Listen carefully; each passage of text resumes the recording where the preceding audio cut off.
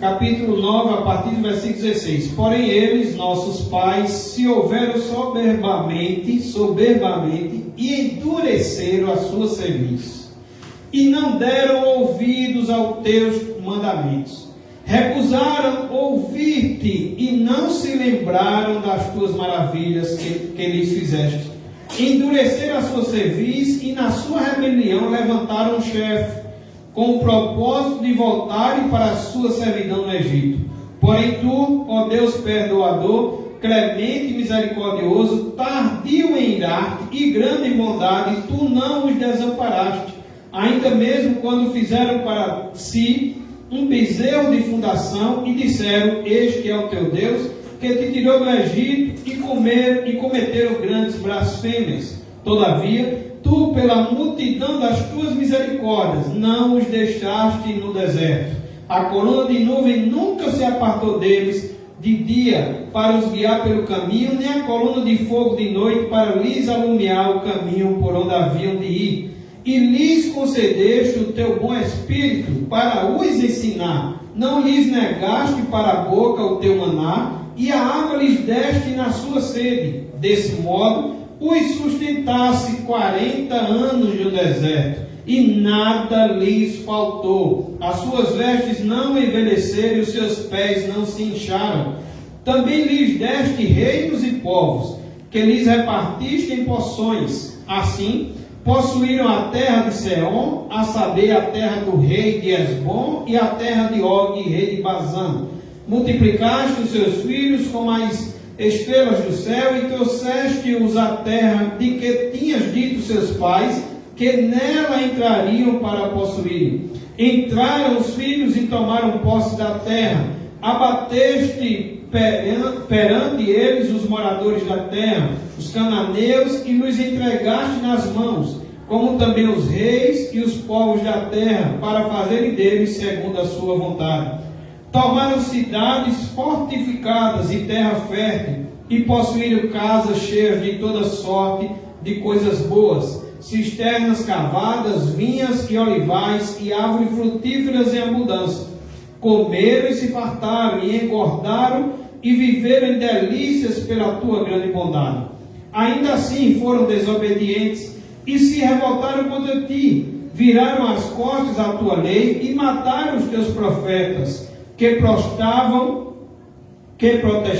contra eles, para os fazerem voltar a ti, e cometeram grandes blasfêmias, pelo que os entregaste nas mãos dos seus opressores, que os angustiaram. Mas no tempo de sua angústia, clamando eles a ti dos céus, tu os ouviste, e segundo a tua grande misericórdia lhes destes libertadores, que os salvaram das mãos do que os oprimiam. Porém, quando se viam em descanso, tornavam a fazer o mal diante de ti, e tu os desamparavas nas mãos dos seus inimigos, para que dominassem sobre eles. Mas, convertendo-se eles e clamando a ti, tu os ouviste dos céus, e segundo a tua misericórdia os livraste muitas vezes. Testemunhaste contra eles, para que voltassem à tua lei. Porém, eles se houveram soberbamente, e não deram ouvidos aos teus mandamentos, mas pecaram contra os teus juízos, pelo cumprimento dos quais o homem viverá. Obstinadamente deram de ombros, endureceram a cerviz, e não quiserem ouvir. No entanto, os aturaste por muitos anos, e testemunhaste contra eles pelo teu Espírito, por intermédio dos teus profetas. Porém, eles não deram ouvidos, pelo que os entregaste nas mãos dos povos de outras terras. Mas, pela tua grande misericórdia, não acabaste com eles, nem os desamparaste, porque tu és Deus clemente e misericordioso. Agora, pois, ó Deus nosso, ó Deus grande, poderoso e temível, que guardas a aliança e a misericórdia, não menosprezes toda a aflição que nos sobreveio, a nós, aos nossos reis, aos nossos príncipes, aos nossos sacerdotes, aos nossos profetas, aos nossos pais e a todo o teu povo, desde os dias dos reis da Assíria até o dia de hoje. Porque tu és justo em tudo quanto tem vindo sobre nós, pois tu fielmente procedeste, e nós perversamente. Os nossos reis, os nossos príncipes, os nossos sacerdotes e os nossos pais não guardaram a tua lei, nem deram ouvido aos teus mandamentos e aos teus testemunhos que testificaste contra eles. Pois eles, no seu reino, na muita abundância de bens que lhe deste, na terra espaçosa e fértil que puseste diante deles, não te serviram, nem se converteram de suas más obras. Eis que hoje somos servos, e até na terra que deste a nossos pais, para comer o seu fruto e o seu bem, eis que somos servos nela. Seus abundantes produtos são para os reis que puseste sobre nós, por causa dos nossos pecados, e segundo a sua vontade, dominam sobre o nosso corpo e sobre o nosso gado. Estamos em grande angústia. Pai amado, que Deus nos ajuda na leitura da tua palavra. Já pedimos que não seja eu, teu servo, mas que seja o Senhor que fale. Senhor, tua palavra foi lida, que ela agora venha a ser explicada e aplicada em nossos corações. Te oramos, Pai, te pedimos que venhamos ouvir, atentos, aprender, colocar em prática, Senhor. E, Senhor, corrigimos nossa vida com o Senhor. Acontecer em nós aquilo que o Senhor quer fazer nesta noite. Já te oramos e pedimos em nome de Jesus. Amém. O tema de hoje é acerca de a fidelidade de Deus e a infidelidade do povo. Então, o último tema foi a exaltação de Deus, né? E o arrependimento do povo. E agora é a fidelidade de Deus e a infidelidade do povo. Esse texto que lemos, irmãos, ele é uma oração dos levitas e ele é um resumo de toda a história do povo de Israel. Podemos dizer desde a origem, com a eleição de Abraão, até a restauração dos muros de Jerusalém. Então, temos aqui uma oração que resume a história desse povo, do povo de Israel, desde sua origem, quando Abraão é chamado, até agora aqui a restauração dos muros de Jerusalém. E também uma confissão da glória e da graça de Deus, bem como também, meus irmãos, tanto é uma confissão da glória e da graça de Deus, como também vai mostrar nessa noite a ingratidão do homem. Esta oração é resultado da leitura, exposição e aplicação da palavra de Deus que vimos no último sermão, que eles já vinham estudando, meditando e lendo a palavra de Deus e ouvindo durante 21 dias. Essa oração é um resultado dessa leitura. Quem não aprende também com a história está fadado a repetir os seus erros, alguém já disse. E o apóstolo Paulo, em 1 Coríntios 10:11, ele alerta para esse fato também solene acerca da história. Ele diz o seguinte: estas coisas lhe sobrevieram como exemplos. Então vamos ver nessa noite coisas que veio de Deus para o seu povo, e que é uma história do passado e que serve para nós como exemplos, e foram escritas para nossa advertência de nós outros, sobre que os fins dos séculos têm chegado. 1 Coríntios 10:11.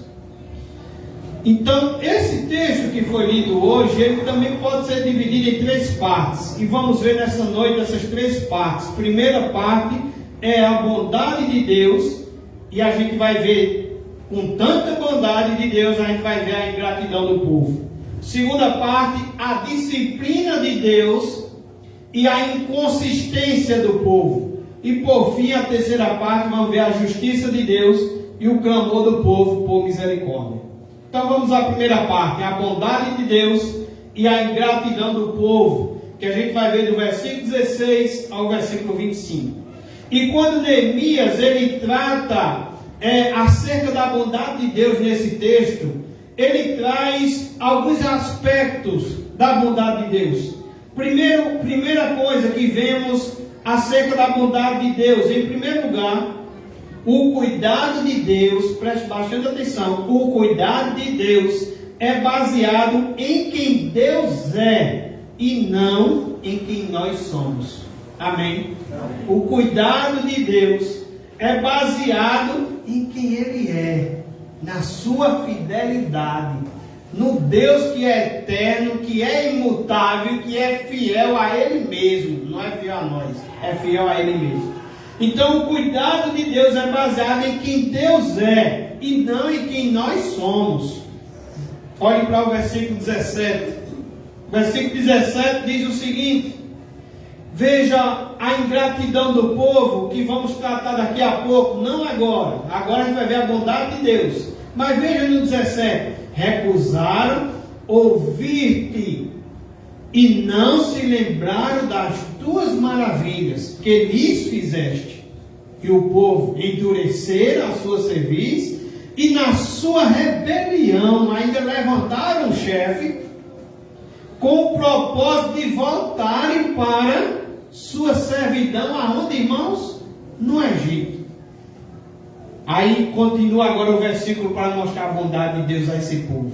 Porém tu, ó Deus, perdoador, clemente e misericordioso, que é o que, irmãos? Tardio em irar-te e grande em bondade, tu não os desamparaste. O cuidado de Deus é baseado em quem Deus é e não em quem nós somos.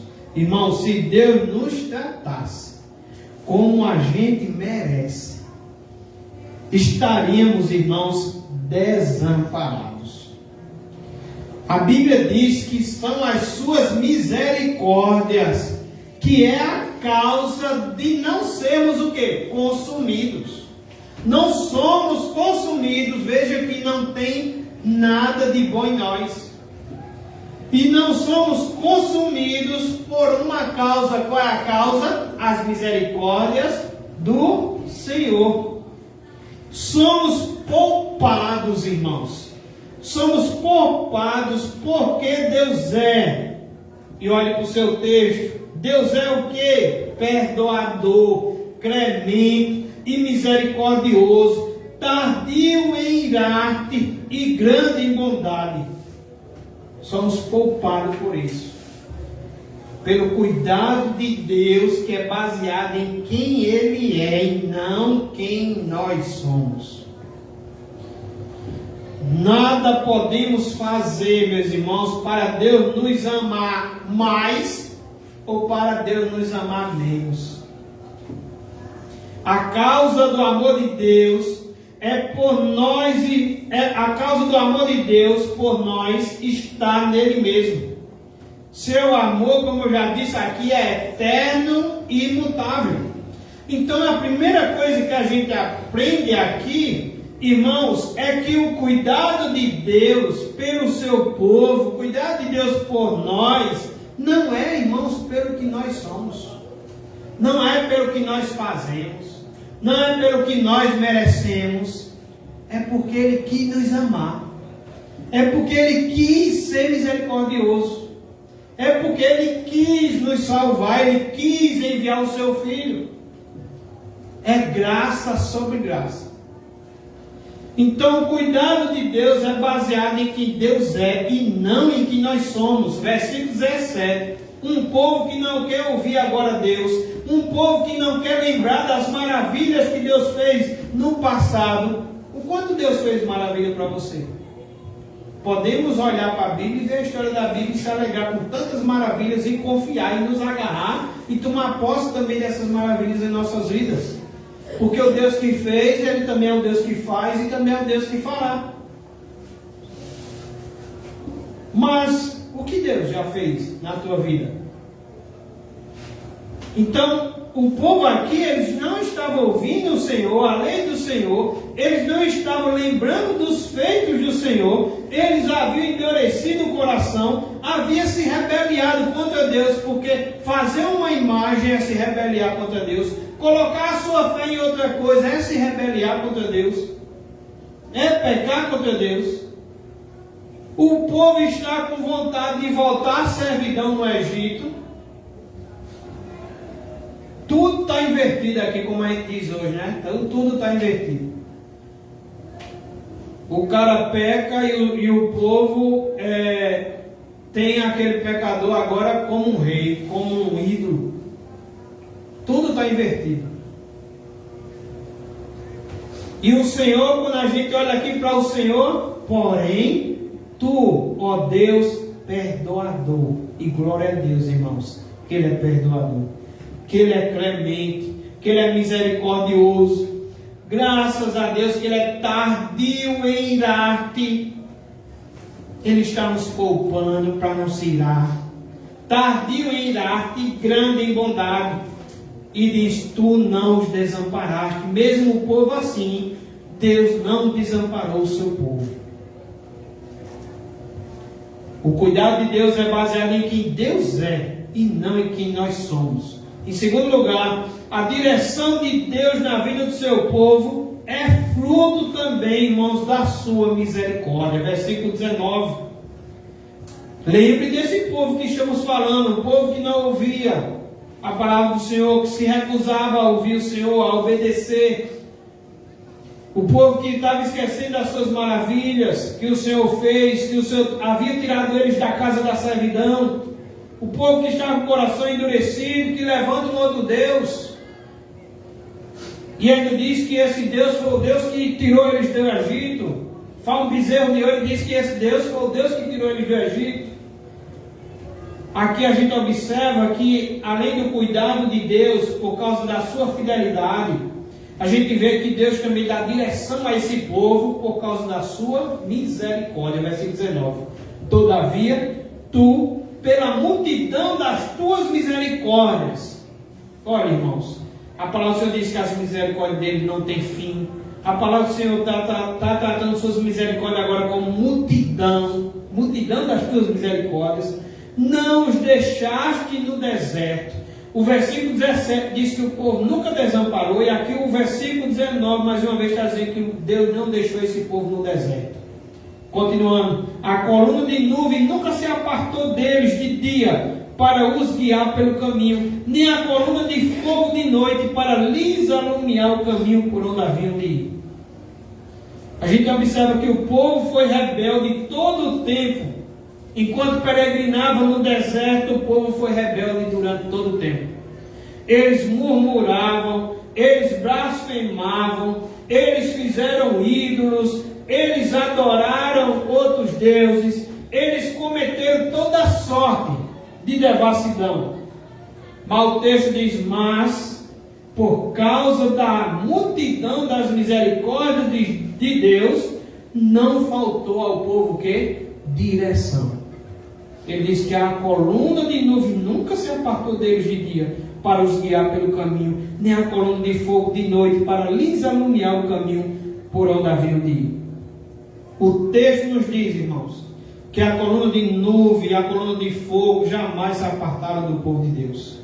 Muitas vezes Deus disciplinou o seu povo e Deus continua também fazendo isso, mas jamais Deus desamparou o seu povo. A disciplina, meus irmãos, às vezes algumas pessoas acham que é uma coisa que não deveria ter na igreja, mas Deus disciplina o seu povo e uma igreja deixa de ser saudável quando falta também a disciplina. Então a disciplina não é um ato de falta de amor, a disciplina é um ato responsável de amor. Quem ama, o texto vai dizer lá em Romanos, se não me engano, ou é Hebreus, toda vez eu confundo um pouco onde é que se está em Romanos ou em Hebreus, a questão do texto vai falar da disciplina. O texto diz que o pai que ama, corrige o seu filho. E o texto vai dizer também, irmãos, que quando somos disciplinados pelo Senhor. E somos disciplinados porque não somos bastados. O que é isso? Somos disciplinados porque temos um pai. Então, é melhor ser disciplinado como filho do que viver sem freio, sem disciplina, como bastardo. Deus não desiste do seu povo. Ele não abre mão do direito que tem de ter-nos para si. E Isso deve nos alegrar quando a gente olha para a bondade de Deus.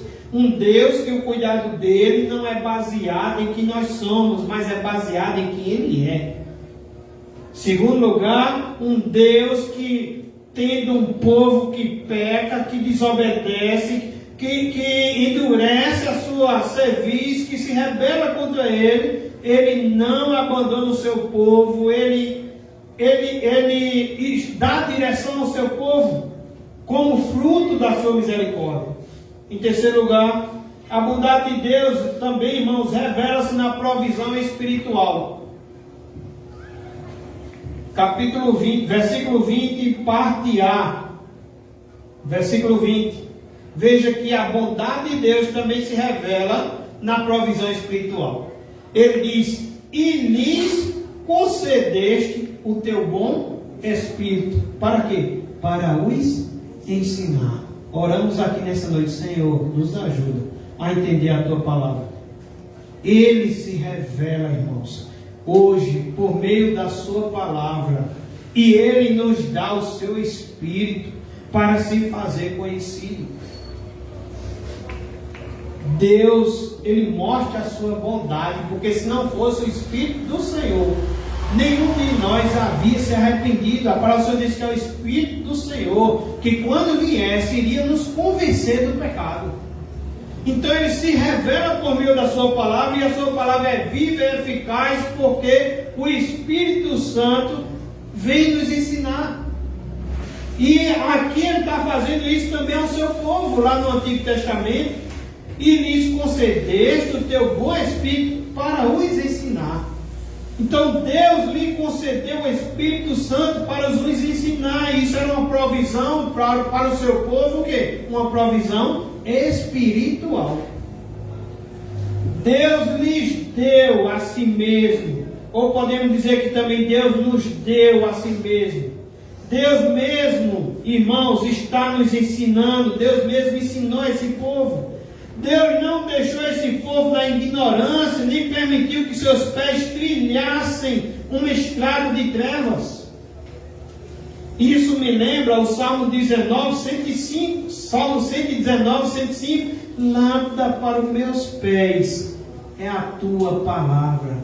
E também diz que ela é luz para os meus caminhos. Ela é lâmpada para os meus pés. Ela é luz para os meus caminhos. Veja a bondade de Deus, que revela-se também por meio da provisão espiritual. O banquete de Deus, e estamos pensando nesse momento, nesse banquete aqui espiritual.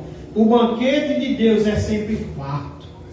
Ele sempre coloca diante de nós suas finas e ricas iguarias. Temos na palavra de Deus, irmãos, um grandioso banquete da graça. Estamos estudando aqui na quinta-feira as insondáveis riquezas de Cristo. E quantas coisas o autor do livro, por meio da palavra do Senhor, ele tenta se aprofundar nessas profundezas, nessas insondáveis riquezas de Cristo. E ele começa a dizer: olha, você não foi apenas salvo, você também foi salvo da ira de Deus. Você apenas não foi salvo, mas você também deixou de ser criatura e agora você é filho de Deus. Você apenas não foi salvo, mas você agora também é filho. Você foi adotado, você é filho, e filho com os mesmos privilégios.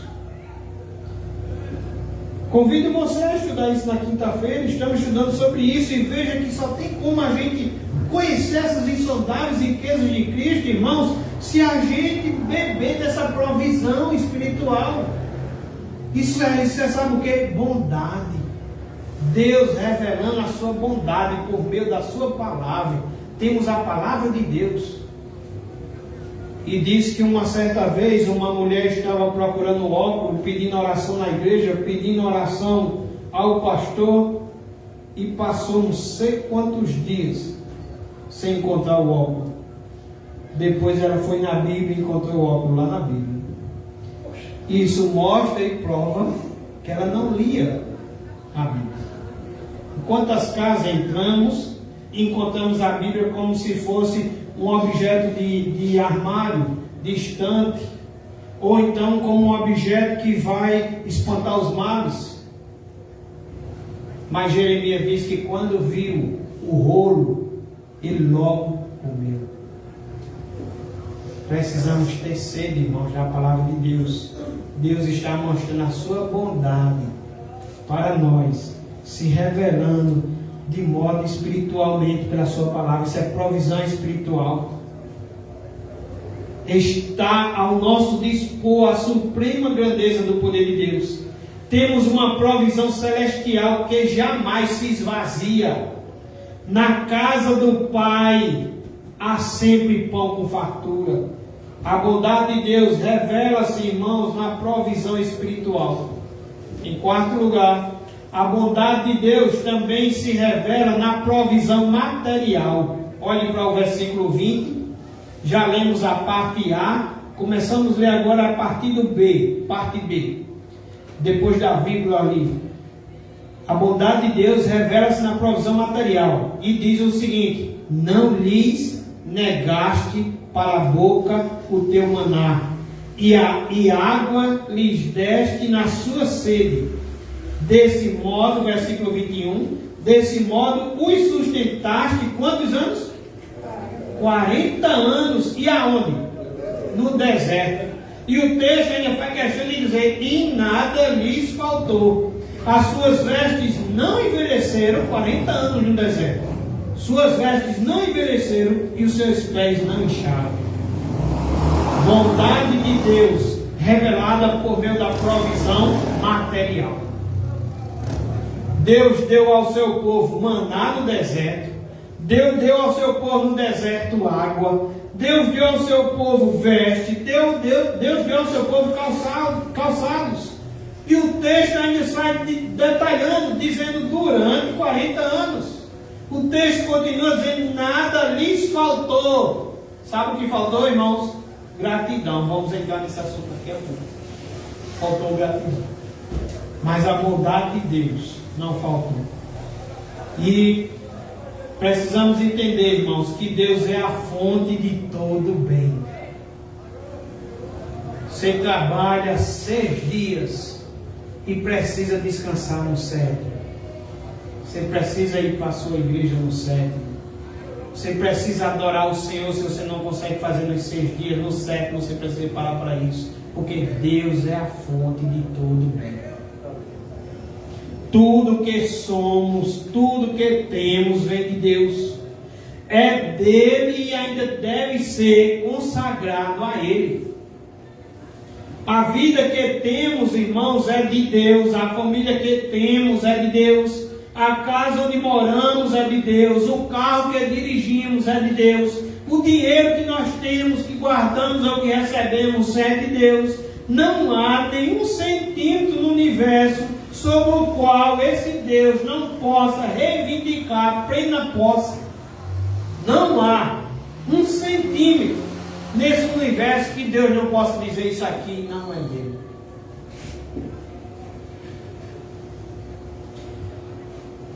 A bondade de Deus revela-se na provisão material. Em quinto lugar, a bondade de Deus revela-se na família. Versículo 23. Multiplicaste os seus filhos. Quem é que multiplica? Quem é que dá nossos filhos? Deus. Multiplicaste os seus filhos como as estrelas do céu, e trouxeste-os à terra de que tinhas dito os seus pais, que nela entrariam para a possuir. Os nossos filhos são a herança de Deus. O Salmo 127, versículo 4, diz que nossos filhos são flechas nas mãos do guerreiro. Eles são símbolos, irmãos, da bênção de Deus. E o texto nos mostra o quanto Deus multiplicou os seus filhos. Eles tiveram filhos que saíram do cativeiro e entraram na terra que Deus havia prometido. Eles tiveram filhos que foram libertos do cativeiro e tiveram filhos também vitoriosos. A maior herança que Deus nos dá não são coisas materiais, mas os nossos filhos. Devemos investir mais tempo neles do que nos bens materiais. Devemos, irmãos, dar mais importância ao relacionamento do que às coisas. Sabe por quê? Porque pessoas valem mais do que coisas. E Deus revela a sua bondade na família, multiplicando os seus filhos. Em sexto lugar, Deus mostra a sua bondade, revelando-se também uma herança, irmãos, imerecida. Já dizemos aqui que Deus revela a sua bondade, não porque o que nós somos, ou dependendo de quem nós somos, mas é pelo que Ele é. E esse mesmo Deus tem uma herança para o seu povo, então essa herança também é uma herança imerecida, nós não merecíamos. Eu acho muito interessante quando Larissa está orando, que agradece o pão de cada dia. E Larissa fala muito, quando ela tem a oportunidade, ela fala muito de que nós não merecemos nada. E é isso mesmo, irmãos. É uma herança imerecida. Versículo 22, 24 e 25. 22. Também lhes deste reinos e povos, que lhes repartiste em porções. Assim possuíram a terra de Seom, a saber, a terra do rei de Esbom, e a terra de Og, rei de Bazã. 24. Entraram os filhos e tomaram posse da terra. Abateste perante eles os moradores da terra, os cananeus, e nos entregaste nas mãos, como também os reis e os povos da terra, para fazerem deles segundo a sua vontade.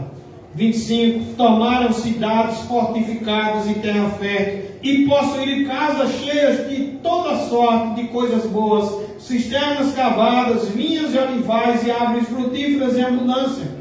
Comeram e se fartaram, e engordaram, e viveram em delícias pela tua grande bondade. Veja quanta herança, quanta promessa Deus tinha feito, o povo agora estava tomando posse dessas promessas. E são herança que é uma herança imerecida. Deus, irmãos, o texto diz que Deus exerceu juízo sobre as nações ímpias que viviam naquela terra, e deu essa terra aos filhos de Israel, ao seu povo. Eles não a conquistaram, mas receberam na herança.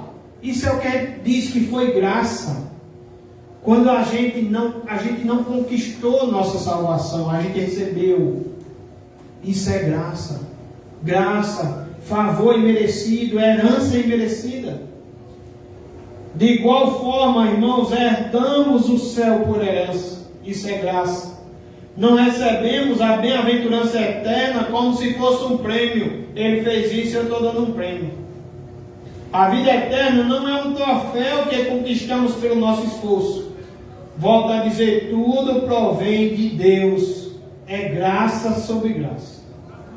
Depois de observar esse aspecto bondoso de Deus, que você deve tomar posse e sair daqui alegre e fortalecido, eu quero lhe convidar também a fazer aquilo que eu falei no início. Essas coisas foram anotadas para que servisse de exemplo, algumas para que a gente fizesse, outras para que a gente não fizesse.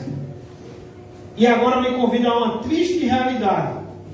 Neemias passa da bondade de Deus para a ingratidão do povo. Tratando desta triste realidade, Neemias pontua 4 aspectos da ingratidão do povo. Vimos 6 aspectos da bondade de Deus. Vamos ver agora 4 aspectos da ingratidão do povo. Em primeiro lugar, a desobediência do povo passa pela desobediência ostensiva à palavra de Deus. Ostensiva, eu colocaria aqui também a palavra escancarada, conhecida, porque a desobediência do povo está aí, escancarada.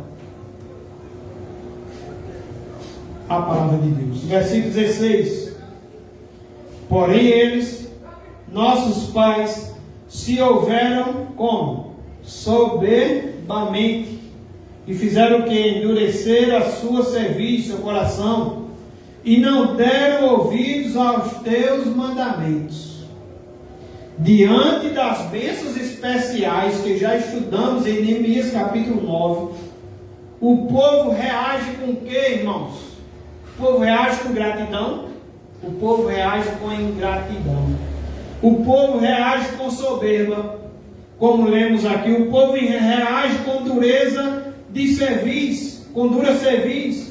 E o povo reage com o quê? Com desobediência à palavra. Não deram ouvidos aos teus mandamentos. Deus deu ao povo libertação do cativeiro. Deus deu ao povo livramento do inimigo. Você já parou para observar de onde Deus te tirou, se você é um crente salvo? Se você é um salvo, você já viu de onde Deus te tirou? Você já viu o sacrifício que Cristo fez na cruz, carregando os seus pecados?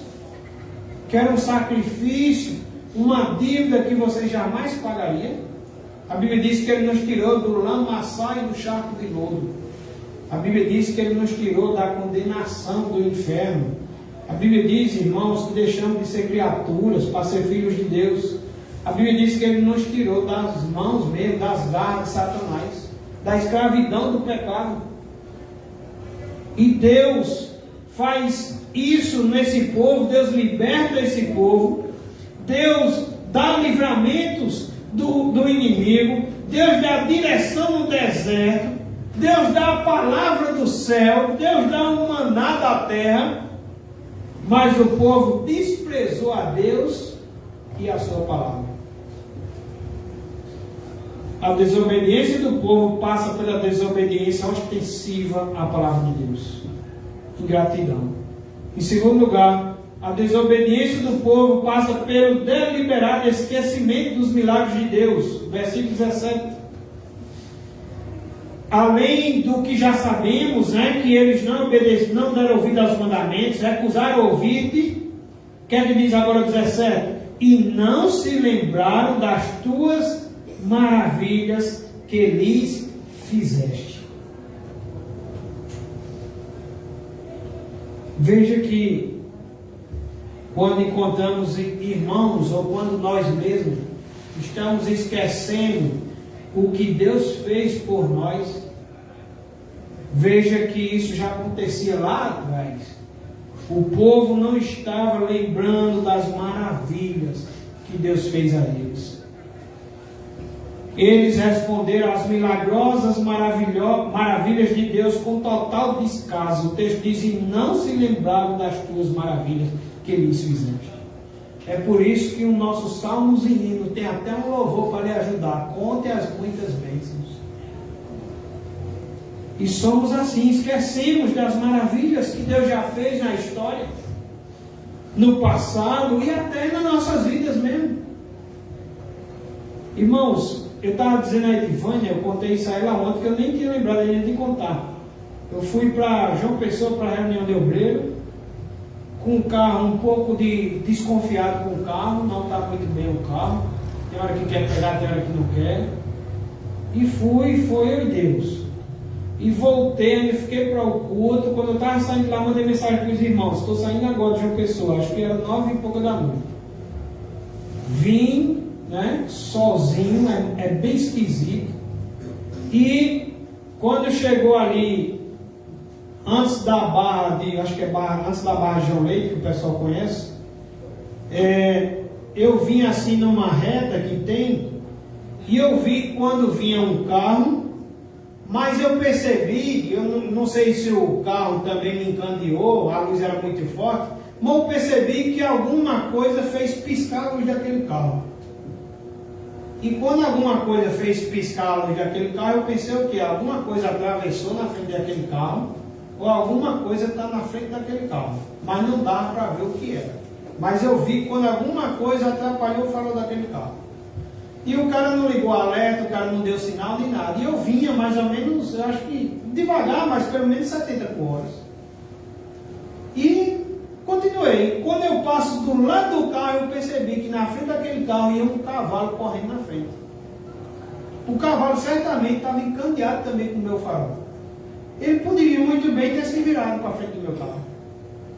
e ter acontecido um acidente. E naquela hora eu disse, Deus, o Senhor me deu um grande livramento. Você já parou para ver quantos livramentos o Senhor já te deu?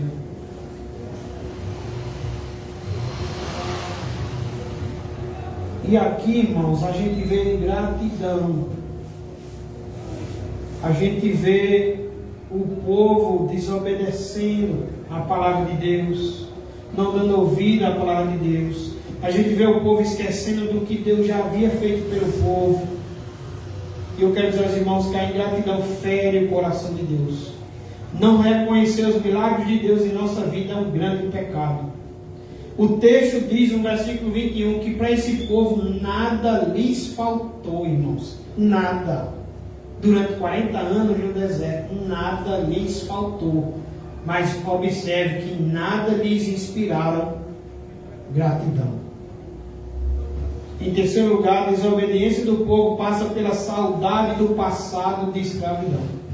Você tem saudade do passado? Qual é o passado que você tem saudade? Versículo 17 diz que recusaram ouvir e não se lembraram das tuas maravilhas que eles fizeste, endureceram a sua cerviz. Aí vem agora, esse povo está com saudade do passado. Qual é o passado? E na sua rebelião levantaram um chefe. Qual é a saudade do passado? Qual é o propósito de levantar um chefe? Com o propósito de voltarem para onde? Para a sua servidão no Egito, para a sua escravidão no Egito, para o cativeiro, voltar para o cativeiro. Parece que eles se cansaram de Deus, cansaram de ser um povo santo, inverteram as coisas, cansaram de ser um povo santo. Eles se rebelaram, irmãos, e buscaram um líder falso. E ainda com o propósito de que fossem conduzidos de volta para a servidão. No coração, eles estavam voltando ao Egito. No coração, na vida real, eles saíram do Egito, mas o Egito não saiu deles. Eles carregaram o Egito no seu coração. E é triste também essa realidade, mas em muitas igrejas, irmãos, eu quero dizer que há muitos irmãos que estão na igreja, mas o coração está no mundo. Há muitos irmãos, essa triste realidade, que estão na igreja, mas o coração está no mundo. Muitos deixaram para trás alguns pecados, mas ainda sentem saudades desses pecados. E eu quero dizer a você que isso também é pecado. Em quarto lugar, a desobediência do povo passa pela apostasia da adoração. Versículo 18. Ainda mesmo quando fizeram para si um bezerro de fundição e disseram: este é o teu Deus que te tirou do Egito, e cometeram grandes blasfêmias. O povo faz um bezerro de ouro, porque está cansado de esperar Moisés voltar do Monte Sinai com a lei que Deus está dando.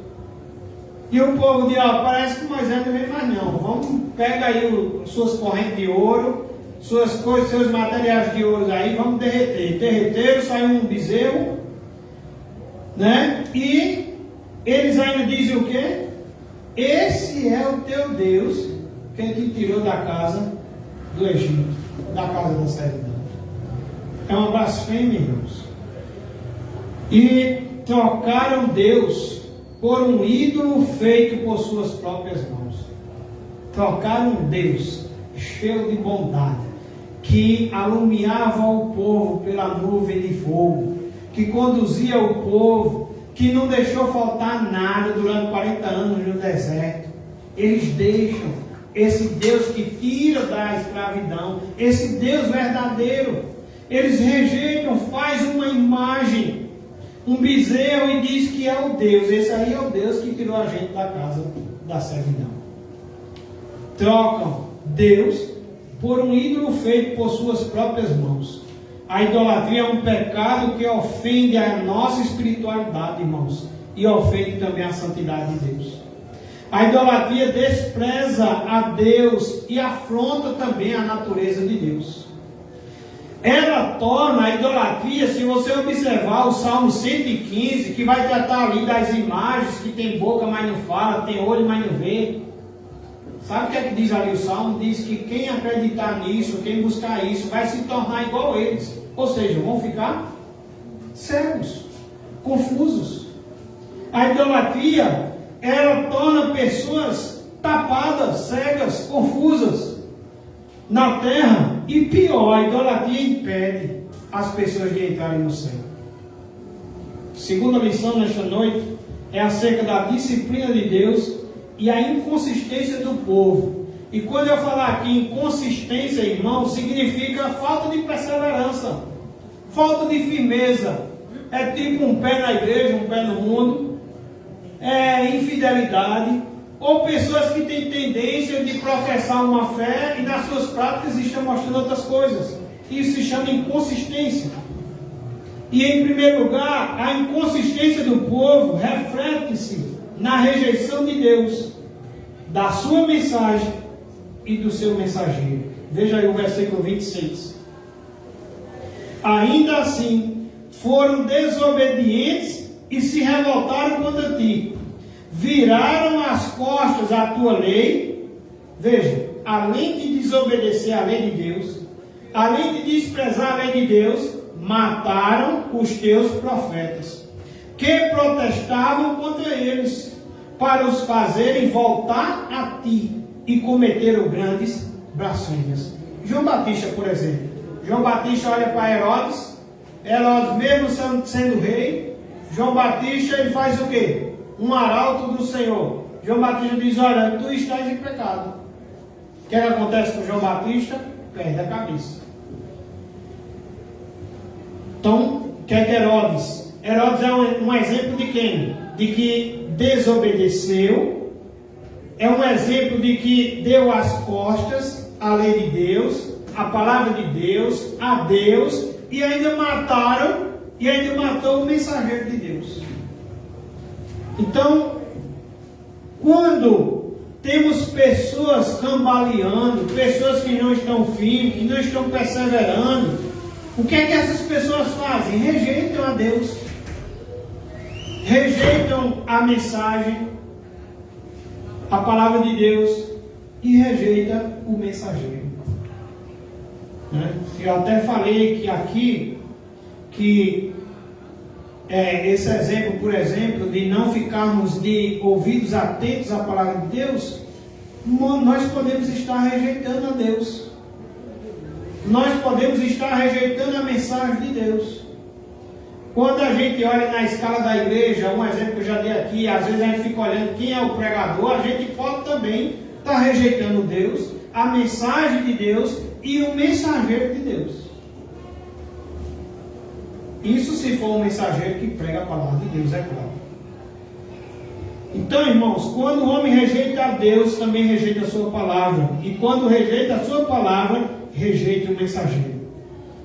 Eles se revoltaram contra Deus. O texto diz no versículo 26, diz que eles viraram as costas à lei de Deus e ainda mataram os profetas.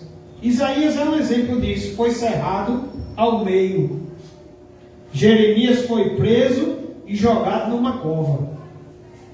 Hoje muitos rejeitam a Deus e sua mensagem quando negam que a palavra de Deus é a verdade. Quando negamos, irmãos, que a palavra de Deus é a verdade, que a palavra de Deus é autoritativa, que a palavra de Deus foi feita por homens, mas homens que foi movido por Deus, seu coração, o Espírito moveu eles escreveram o que Deus quis que ali estivesse escrito.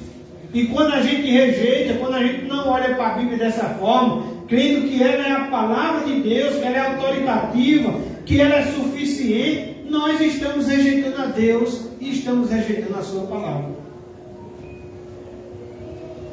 Quando fazemos isso, rejeitamos a Deus e a sua palavra e também rejeitamos o mensageiro. Em segundo lugar, a inconsistência do povo revela-se por intermédio de uma volta superficial e utilitária para Deus. Irmãos, o povo volta para Deus, mas parece que volta de uma forma superficial e utilitária. Bem interessante, olha aí, versículo 27 e 28. O povo estava com o coração endurecido, deram as costas à palavra de Deus, matavam até os mensageiros de Deus, né? O que é que Deus faz? Versículo 27. Pelo que os entregaste, Deus entrega eles nas mãos dos seus opressores. O próprio Deus, disciplinando o seu povo, pega o seu povo e entrega. Levanta os ímpios, levanta o povo ímpio. Deus é quem levanta o ímpio, viu, irmãos? Pega o seu povo e ainda entrega o seu povo aos ímpios. Por causa da ingratidão, da desobediência. Por causa da inconstância. Então, pelo que os entregaste nas mãos dos seus opressores, que os angustiaram. Mas, no tempo de sua angústia, vê só, Deus disciplina, Deus entrega o seu povo na mão dos ímpios, na mão dos seus opressores estão angustiando o povo de Deus, e é nessa hora que geralmente o nosso aperta, né? Aí é nessa hora que a gente lembra de quem? De Deus.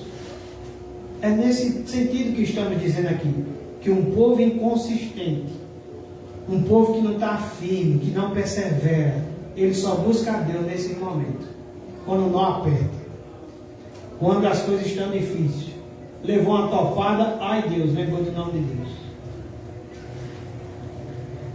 E esse povo que não está firme, ele revela a sua inconsistência numa volta superficial e utilitária para Deus. Ele diz, olha, mas no tempo de sua angústia, é claro, né, o povo estava em angústia, o que é que acontece agora? Clamando eles a ti, dos céus tu os ouviste. Mais uma vez Deus vai mostrar aqui a sua misericórdia, a sua bondade, né?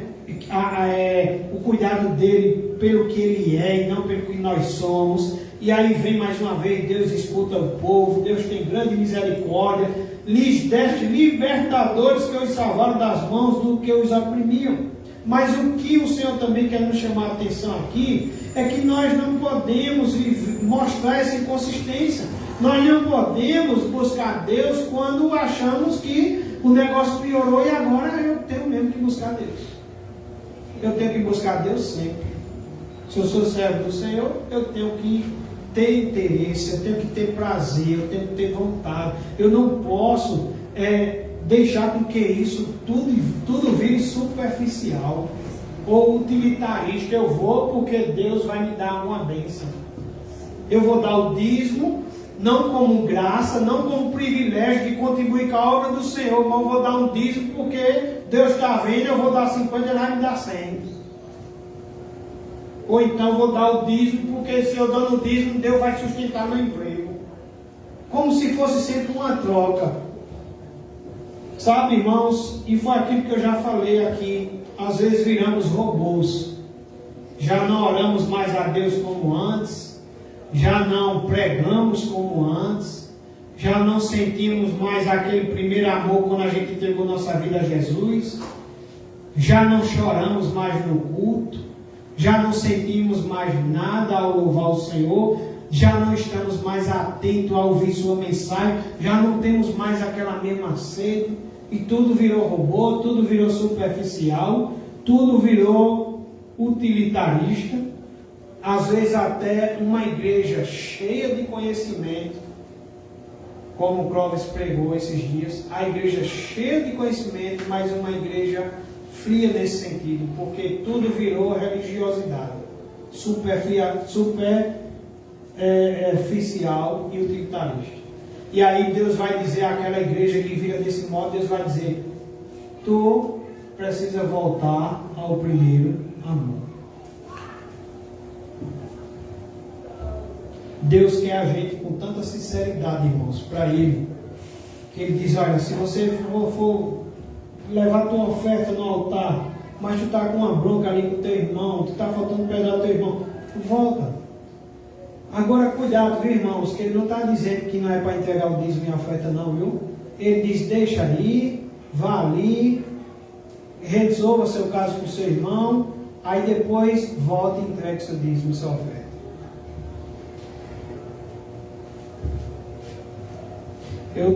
Esses dias eu conversei um pouco com os jovens, né? Alguns dos jovens, eu disse, olha, procure tempo para o Senhor. Se a gente for olhar nas Escrituras, a Escritura ainda vai mostrar que os jovens têm mais tempo para buscar o Senhor e deveriam se dedicar mais ao Senhor até do que os casados. Quando Paulo vai falar que quem quiser ficar solteiro não peca, pode ficar solteiro, Paulo vai reforçar que teria até mais tempo para servir ao Senhor. Porque a pessoa que é casada, de qualquer forma, ele ainda está dividido. Por que ele está dividido? Porque ele tem a obra do Senhor, mas ele também tem a sua casa para tomar conta. Mas o solteiro não. E eu dizia aos jovens, dediquem-se ao Senhor, procurem o Senhor. Como é que eu me envolvo em tantas coisas durante a semana, e se eu for marcar um ensaio, eu tenho dificuldade com o ensaio? Que hora vai ser o ensaio? Se o ensaio vai demorar muito, eu preocupado. Se vai ter ensaio, se não vai. Ou eu não tenho tempo para o ensaio. Será, irmãos? Eu não estou desabafando nada não, mas eu estou chamando a nossa atenção mesmo. Será que está realmente legal? Tem uma irmã, por exemplo, que é membro dessa igreja, já faz um tempinho que não vem na igreja. Será que está legal com essa irmã? Não está, irmãos. As coisas estão legais quando a gente está com sede de Deus.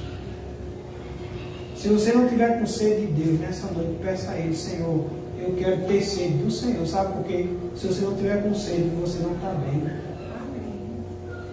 Se nessa noite você perceber que realmente você não tem tido tempo para o Senhor, você não tem pensado sobre essas coisas, você não tem se dedicado ao Senhor, não tem se dedicado à sua igreja local, peça também perdão ao Senhor e diga, Senhor, me dê mais sede. Porque isso também vem do alto, sabe, irmãos? Não é o pastor que transforma isso, não. Vem do alto também. A santidade vem do alto. A força vem do alto. O desejo de buscarmos Deus vem do alto. Tudo vem de Deus.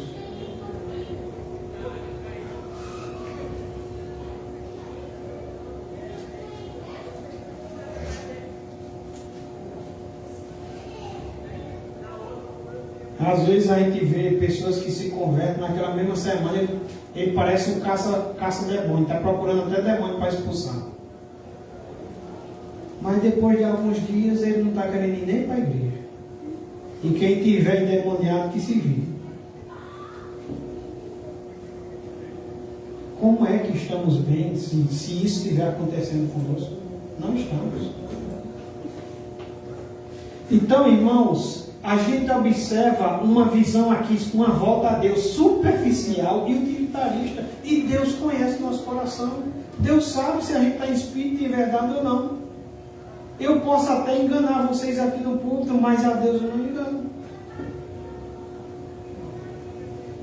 E a gente vê, quando o cabo apertou, que o povo estava sofrendo com seus opressores e angustiado, o povo clama, né? E Deus, graças a Deus, ouviu, segundo a tua grande misericórdia, lhe deste libertador. Deus levantava sempre um libertador, que os salvaram das mãos dos que os oprimiam. Versículo 28.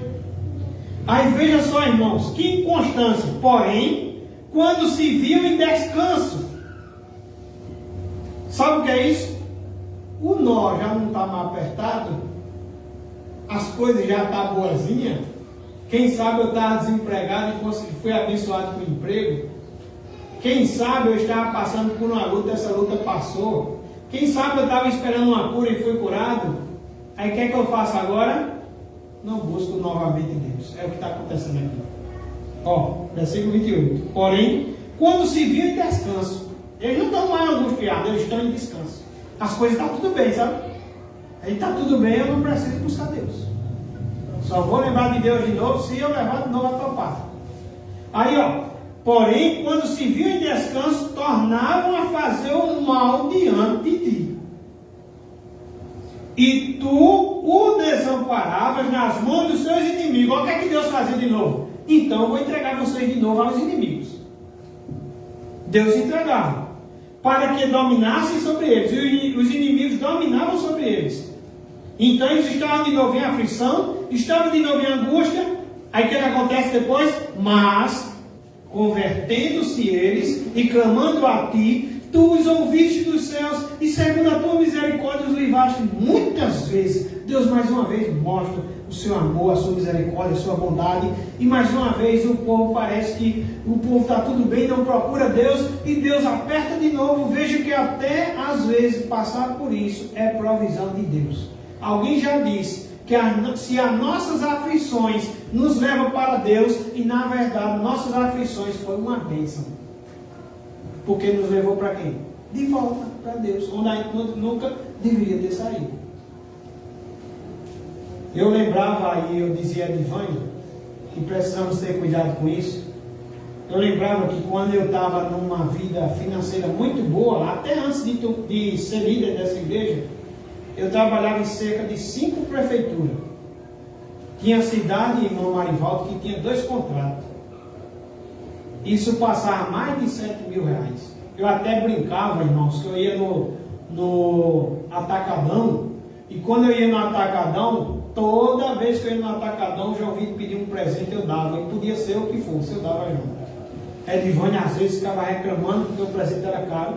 E eu brincava que quando a gente vinha chegando aqui em Buzeiro, a gente passava pelo posto fiscal, que ainda tinha um posto fiscal. A gente passava pelo posto fiscal e eu dizia a Edivânia, qualquer dia os fiscais vão dar uma carreira atrás da gente, que vão perceber que o carro está pesado, né, que o carro vinha pesado, com tanta coisa que a gente comprava no Atacadão, e eles vão correr atrás da gente, e quando a gente parar, eles vão ter uma surpresa, porque eles só vão ver feira mesmo, não vão ver outra coisa.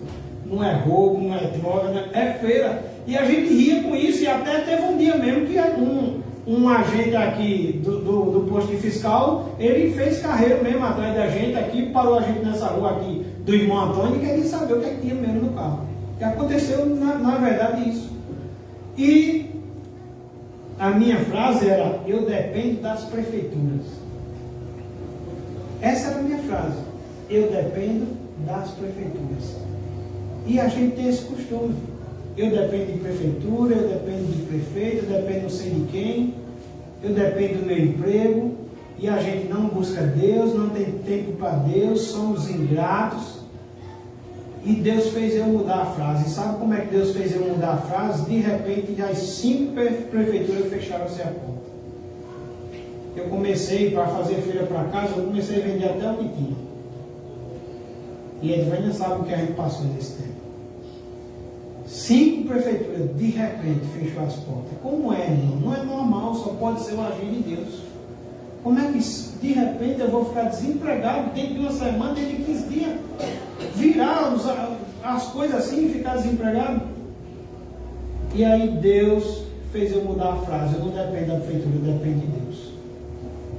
Eu dependo de Deus. Então Deus às vezes faz isso. Ele permite isso. Ele tira ou ele não nos entrega alguma luta, para que a gente venha enxergar que tudo provém dele.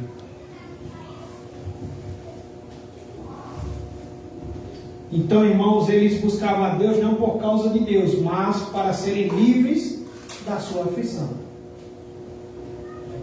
Deus era apenas um instrumento para satisfazer a sua vontade, e não o prazer e deleite da sua alma. Deus não era o prazer e o deleite da sua alma. Deus era o instrumento que Deus me socorre, me tira da minha aflição. Só isso.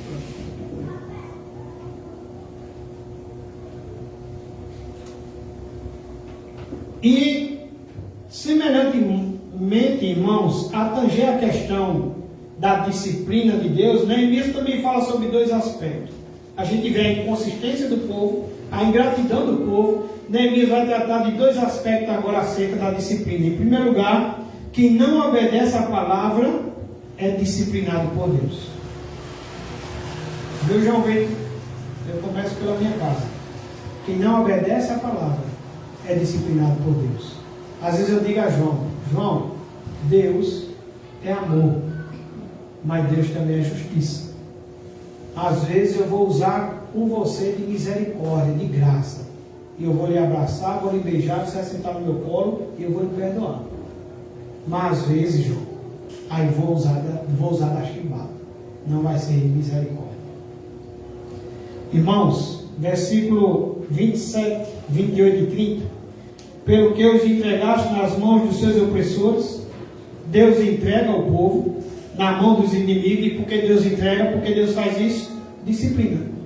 Deus entrega na mão dos opressores que os angustiaram. Versículo 28. Porém, quando... Continuando a leitura. Que os angustiaram, mas o tempo de sua angústia, clamando eles a ti dos céus, tu os ouvistes. E segundo a tua grande misericórdia, lhe deste libertadores que os salvaram das mãos dos que os oprimiam. Porém, quando se viam em descanso, tornavam a fazer o mal diante de ti, e tu o desamparavas nas mãos dos seus inimigos, para que dominassem sobre eles. Veja que no 27, o Senhor entrega o seu povo nas mãos dos seus opressores. Os opressores estão angustiando, colocando o povo de Deus em grande aflição. Veja que no versículo 28, mais uma vez, Deus desampara esse povo nas mãos dos inimigos, para que os inimigos dominem sobre eles. Versículo 30, no entanto, os aturastes por muitos anos. Veja que Deus estava aturando o povo por muitos anos, sinal mais uma vez de sua bondade e misericórdia, e testemunhaste contra eles pelo teu Espírito, por intermédio dos teus profetas. Ou seja, Deus levantou os profetas para que exortasse o povo, porém eles não deram ouvidos, pelo que os entregaste. Deus mais uma vez entrega nas mãos dos povos de outras terras. Então a gente vê aqui que quem não obedece à palavra é disciplinado por Deus. Quem não escuta a voz do amor experimenta a vara da disciplina. Somos guiados, irmãos, pela Bíblia ou pela chibata. Israel foi entregue nas mãos da Assíria e Judá nas mãos da Babilônia. Agora Judá também está sendo dominado pelo reino medo-persa. E o que a gente observa é que é o próprio Deus que entrega eles na mão dos inimigos. E eles foram derrotados pelos seus pecados e não pela força do adversário. Até mesmo, irmãos, a disciplina foi um ato do amor responsável de Deus pelo seu povo. Em segundo lugar, quem se volta para Deus arrependido sempre é perdoado. Amém. Amém. A gente vê que quando a gente desobedece, vem chibata. E a gente vê que quando a gente se arrepende, Deus sempre perdoa. Versículo 27. Parte B diz: mas no tempo de sua angústia, clamando eles a ti, dos céus tu os ouviste, e segundo a tua grande misericórdia, lhe deste libertadores que os salvaram das mãos dos que os oprimiam. Versículo 28, parte B ou C, um pouquinho mais lá na frente, diz: mas, convertendo-se eles e clamando a ti, tu os ouviste dos céus, e segundo a tua misericórdia, os livrastes muitas vezes. Versículo 31, mas, pela tua grande misericórdia, não acabaste com eles, nem os desamparaste, porque tu és Deus clemente e misericordioso. Quando nos arrependemos, irmãos, quando o povo se volta para Deus arrependido, sempre é perdoado. Na hora da angústia, quando o povo clama ao Senhor, o texto diz que eles os ouvia, os perdoava, enviava-lhes um libertador. Deus, pelas suas misericórdias, livrou o povo muitas vezes, quando a gente vê no versículo 28. Os levitas disseram que Deus é perdoador, clemente e misericordioso, tardio em irar-se e grande em bondade, no versículo 17. Ainda no versículo 30 diz que Deus aturou o seu povo por muitos anos. Versículo 31 diz que Deus não acabou com o povo, antes o preservou por causa da sua misericórdia. Quem se volta para Deus arrependido sempre é perdoado. E aqui eu abro um parênteses e digo mais uma vez: só não volte para Deus de modo superficial e utilitarista. Mas quem volta-se para Deus arrependido sempre é perdoado. Terceiro e último ponto, já estou perto de concluir. A justiça de Deus e o clamor do povo por misericórdia, versículo 32 ao 37. Em primeiro lugar, irmãos, Neemias registra aqui o clamor por misericórdia, do 32 ao 37, e esse clamor é manifesto de várias formas. Vamos observar agora como esse clamor é manifesto. Versículo 32 ao 37. Agora, pois, ó Deus nosso, ó Deus grande, poderoso e temível, que guardas a aliança e a misericórdia, não menosprezes toda a aflição que nos sobreveio, a nós, aos nossos reis, aos nossos príncipes, aos nossos sacerdotes, aos nossos profetas, aos nossos pais e a todo o teu povo, desde os dias dos reis da Síria até o dia de hoje, porque tu és justo em tudo quanto tem vindo sobre nós, pois tu fielmente procedeste e nós perversamente. Os nossos reis, os nossos príncipes, os nossos sacerdotes e os nossos pais não guardaram a tua lei, nem deram ouvidos aos teus mandamentos e aos teus testemunhos que testificaste contra eles, pois eles, no seu reino, na muita abundância de bens que lhes destes, na terra espaçosa e fértil que puseste diante deles, não te serviram, nem se converteram de suas más obras. Eis que hoje somos servos, e até na terra que deste a nossos pais, para comerem o seu fruto e o seu bem, eis que somos servos nela. Seus abundantes produtos não são para os reis que puseste sobre nós, por causa dos nossos pecados, e segundo a sua vontade, dominam sobre o nosso corpo, sobre o nosso gado, estamos em grande angústia. A primeira coisa que a gente observa aqui no clamor do povo por misericórdia é que o povo começa a clamar a Deus, irmãos, sabendo quem Deus é. O povo sabia quem era Deus, irmãos, e ainda passou por essa inconsistência, ainda passou por essa ingratidão, mesmo sabendo quem era Deus. Olha para o versículo 32. Agora, pois, ó Deus nosso, é como se fosse um reconhecimento tardio de quem é Deus. Ele diz: agora, pois, ó Deus nosso, ó Deus grande, poderoso e temível, que guardas a aliança e a misericórdia.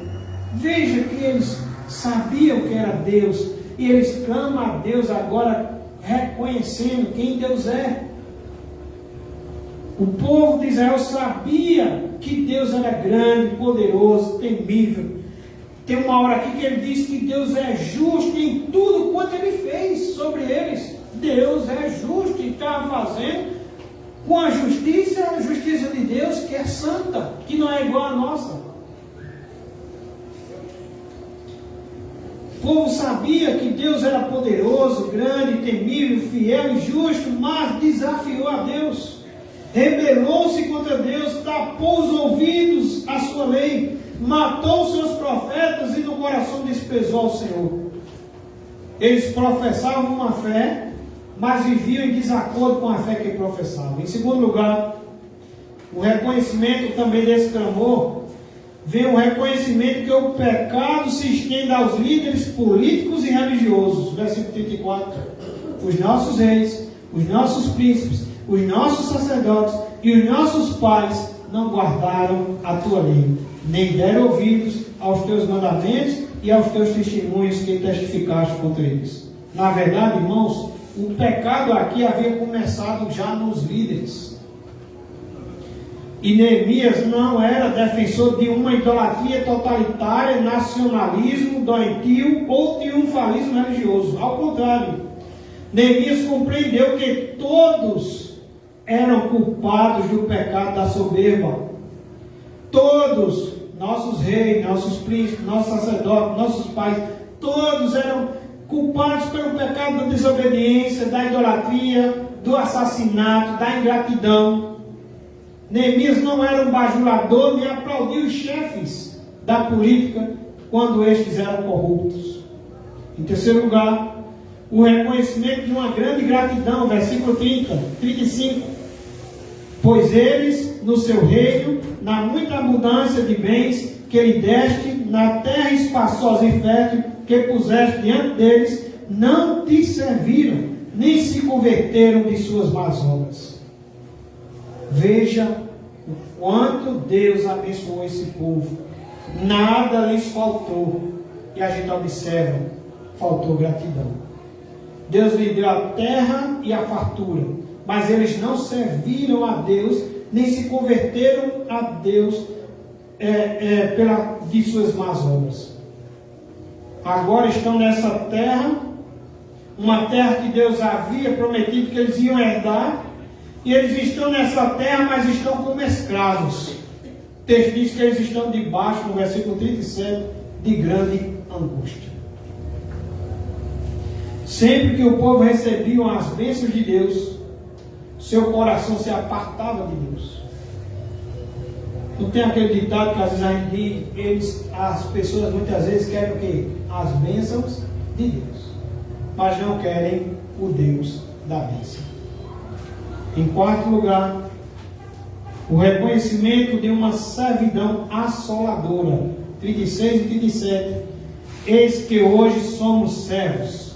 Estavam naquela terra, irmãos, como servos, dominados, escravos, e até na terra que deste a nossos pais, para comer o seu fruto e o seu bem, eis que somos servos nela. Eles eram servos. Seus abundantes produtos são para os reis, ou seja, até aquilo que eles produziam não era para eles, era para aqueles que estavam dominando eles. Que puseste sobre nós por causa de quê? Dos nossos pecados. E segundo a sua vontade, dominam sobre o nosso corpo. Veja que escravidão.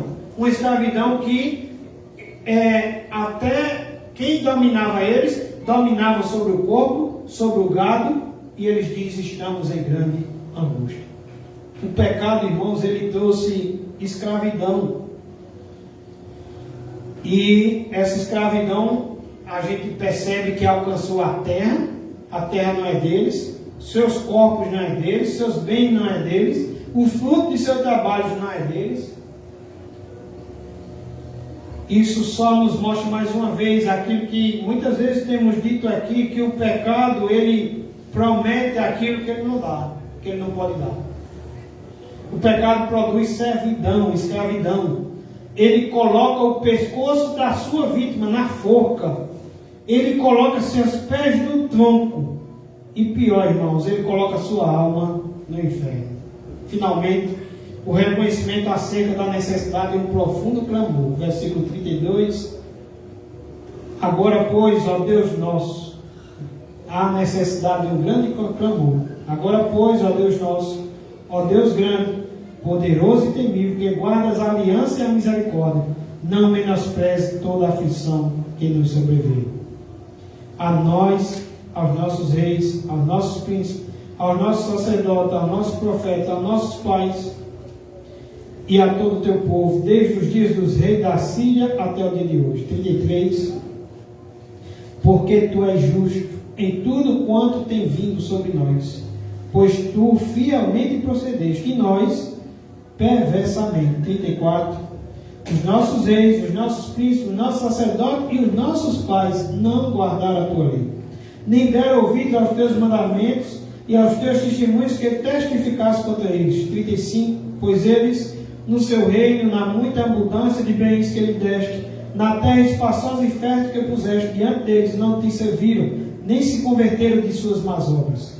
37. Seus abundantes produtos são para os reis, e puseste sobre nós por causa dos nossos pecados. E segundo a sua vontade, dominam sobre o nosso corpo e sobre o nosso gado. E ele conclui dizendo, estamos em grande angústia. Há várias petições aqui. Ele diz, o povo clamando, a necessidade profunda de clamor. Ele diz, não menospreze toda a aflição que nos sobreveio. No 32, no 33 ele diz, pois tu fielmente procedeste, e nós perversamente. No 34 ele diz, os nossos reis, ele continua dizendo, ele diz que não guardaram a tua lei. No versículo, e no 37 ele conclui dizendo, estamos em grande angústia. E aqui nos mostra que só a volta à terra não basta se continuarmos sendo escravos. Não basta vir à igreja, não basta dizer sou membro de uma igreja, não basta dizer eu sou batizado, não basta dizer sou evangélico, se eu não estiver verdadeiramente arrependido, conhecendo meus pecados, quem sou eu e quem é Deus. Quinta-feira a gente lia uma frase que dizia assim, o pecado é uma grande severidade, o pecado é uma grande afronta contra a autoridade de Deus. É não saber quem é você e é não saber quem é Deus. E eu concluo dizendo aos irmãos que primeiro, isso nos mostra, irmãos, como lições para nossas vidas, que o conhecimento das Escrituras provocou o arrependimento, baseado nos padrões da lei. É lendo a Bíblia, é pregando a Bíblia, é meditando dia e noite, é estudando, é tendo sede, é se deleitando na palavra do Senhor, que vai gerar em nós um verdadeiro arrependimento, que pode mudar o nosso coração, que podemos ter, como foi pedido aqui no louvor, dai-me um coração igual ao teu. Precisamos ter esse conhecimento das Escrituras. Oséias vai dizer que o povo perece por falta desse conhecimento. Em segundo lugar, o conhecimento das Escrituras provocou uma nova esperança, baseada nas promessas da lei. Quando eu reconheço quem eu sou, eu também reconheço quem Deus é. Reconheço a sua palavra e começo a tomar posse, irmãos, das promessas de Deus em minha vida. E isso eu só posso tomar posse se eu conhecer. Em terceiro lugar, o conhecimento das Escrituras provocou um claro entendimento da ação de Deus na história. E isso, irmãos, nos mostra que os reis da terra são apenas instrumentos em suas mãos para cumprir o seu propósito na vida do seu povo. O texto de hoje nos mostra que os inimigos que foram se levantaram, que os reis que se levantaram, tudo estava guiando para cooperar para o bem daqueles que amam a Deus. Irmãos, pandemia, lutas, às vezes, quem sabe, desemprego, às vezes, quem sabe, enfermidade, às vezes, quem sabe, muitas outras coisas que passamos e não entendemos. Deus está no controle de todas as coisas. Amém? Precisamos conhecer a sua palavra para gerar em nós o verdadeiro arrependimento e andar segundo a lei, segundo o que Deus quer que a gente ande. É claro, não com nossas forças, mas com o Espírito Santo nos guiando, com Ele que habita em nós, né? Nós sendo reconciliados com Cristo, conhecendo a palavra de Deus, temos que nos agarrar nas insondáveis riquezas de Cristo, que é para o seu povo. E precisamos não esquecer do que Deus fez no seu povo, o que Deus já fez por nós e o que Deus continuará fazendo pelo seu povo.